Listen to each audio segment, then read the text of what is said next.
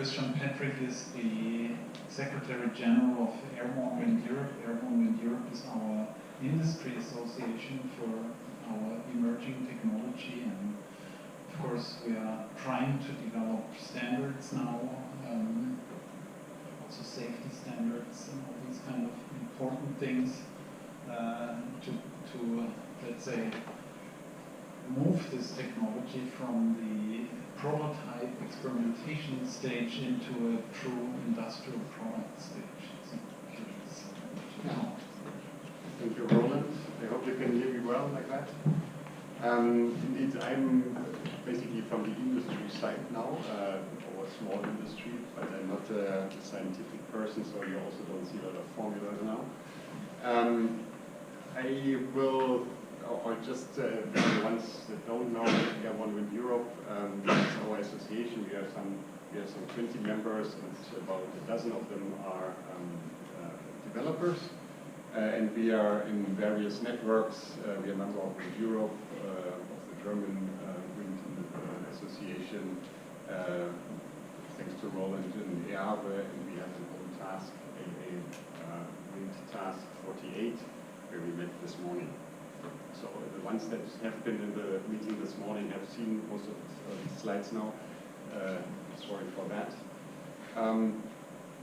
So I will talk about this roadmap of standardization, or where did we want to go also with regards to standardization and regulation. And the ones who are in Airborne Wind that know that for a long time, what are we actually? Obstacle or unmanned aircraft systems. So it's always the question, are we more like a wind turbine, or are we more like a UAS, so an unmanned aircraft system, so a drone? And this discussion goes on for a long time, because depending on where you are, you have to think about it differently. But now, after lengthy discussions over years, and now more detailed over the last months, we can really to the conclusion we are both, and I will explain now how we consider ourselves there. But it is also important that we have to be considered as airborne wind energy systems. So we are airborne wind energy systems, which is not only obstacle, it's not only a drone, but we are a mixture of both, and this is where we have to convince not only policymakers, but also the authorities who give us permits or who standardize us in the future to say, okay, this is where you're really a special case. So basically what we say is that we want to be perceived as obstruction or obstacle from the AWES perspective. That means another airspace user, like a plane, glider, or whoever, should avoid flying to us. So like wherever any tower or any wind turbine or anything, you're just higher in the air via the tether, so they should fly around us. While we could evade others potentially, we should not really rely on that, and we should try to just produce energy and not trying to evade other airspace users. But from the ground perspective, it's probably difficult to convince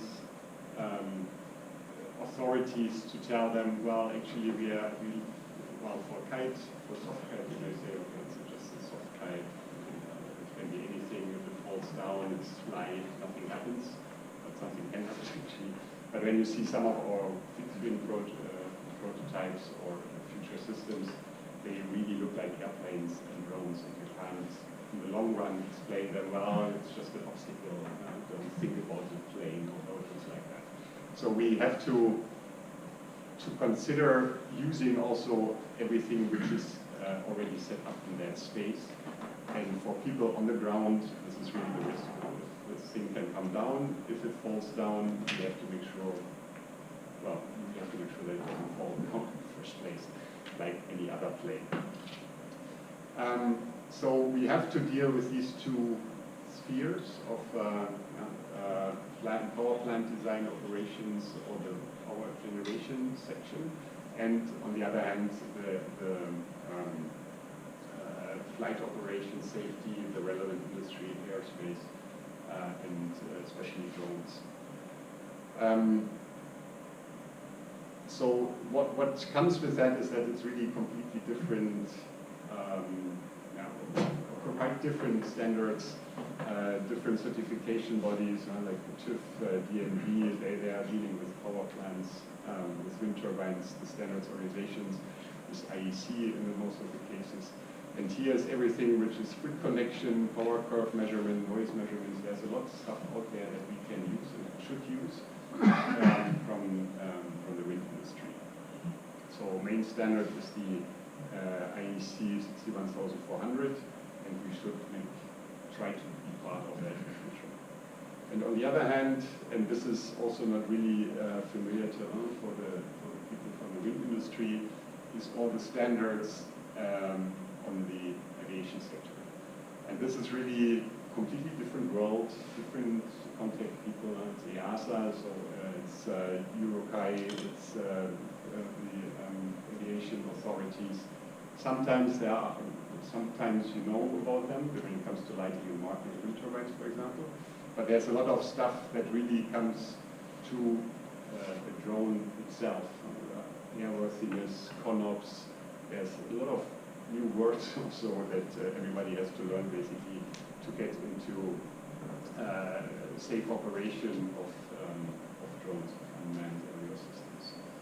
So I will go through a little bit of what that means now, going into these different areas. We have, at least for the airspace integration part, now set up a white paper, which describes on a pretty high level what I just explained, and then with some recommendations coming out of that. It's still it's not work in progress, it's a living document, let's say, so we are constantly improving that. And it's now to be discussed with the EASA first, and then with some aviation authorities on the national level. Coming to this white paper, we conducted a survey with among the members of Airborne Wind Europe for the risk mitigation, the air risk mitigation, discussing a number of ideas what needs to be done. So marking and lighting is basically an important thing from the current state of the industry, so the prototyping. We are early commercial, like SkySail basically is in an early commercial phase, and then fully commercial later on, hopefully for all of us.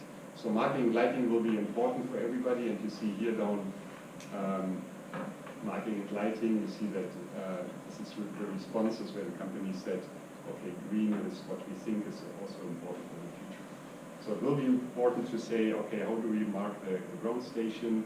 How do we mark the kite, that it can be seen, or that others know how to avoid it. Then there are other things like restricted danger area. This is something that may be okay for now, but in future it's difficult to get these areas, so where other planes really don't pass through at all. So there we should come to something like obstacles and charts, so that people, other pilots know, okay, in this area they should go. And then there will be electronic means, coordination with other airspace users, so there are concepts out there for the whole drone. This is now that is starting to come, and this will help us to be part of that. So we have to make sure that they consider Airborne Wind Energy systems in these new regulations as well. Then on ground risk,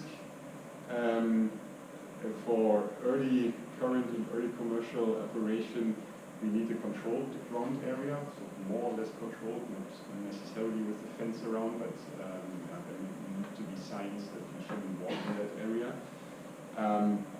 In future, I'm not sure if we need other things like parachute impact reduction for some of the systems, maybe, but very important will be that we get approval to operate over non-controlled areas.